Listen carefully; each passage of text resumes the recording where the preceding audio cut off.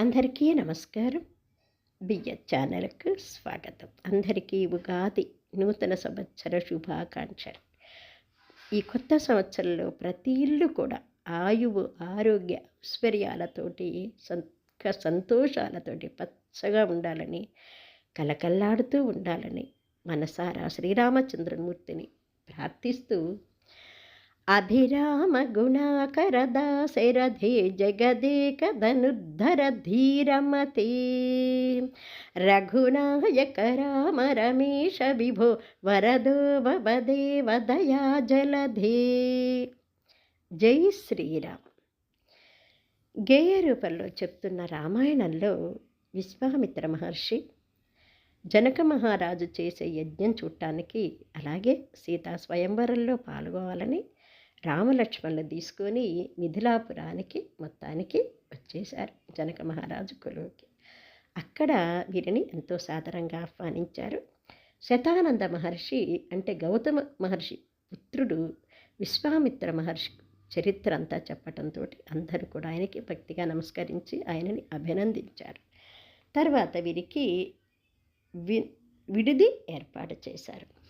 మిథిలాపురి యువరాణి మైథిలికి మనువు చేయ నిశ్చయించే మహారాజు జనక మహారాజు. మిథిలాపురి యువరాణి మైథిలికి మనువు చేయ నిశ్చయించే మహారాజు జనక మహారాజు. పరమేశుని భక్తిగా కొలిచి తగిన వరుని చూపమని ప్రార్థించే సీతకు తగిన వరుని చూపమని ప్రార్థించే. శ్రీదేవి అవతారమే వైదేహని, శ్రీదేవి అవతారమే వైదేహని, శ్రీహరిని వరించగలదని, శ్రీహరిని వరించగలదని దీవించే పరమేశ్వరుడు దీవించే, పరమేశ్వరుడు దీవించే.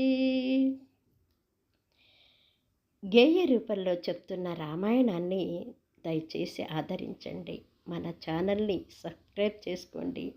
ఎలా ఉందో దయచేసి కామెంట్స్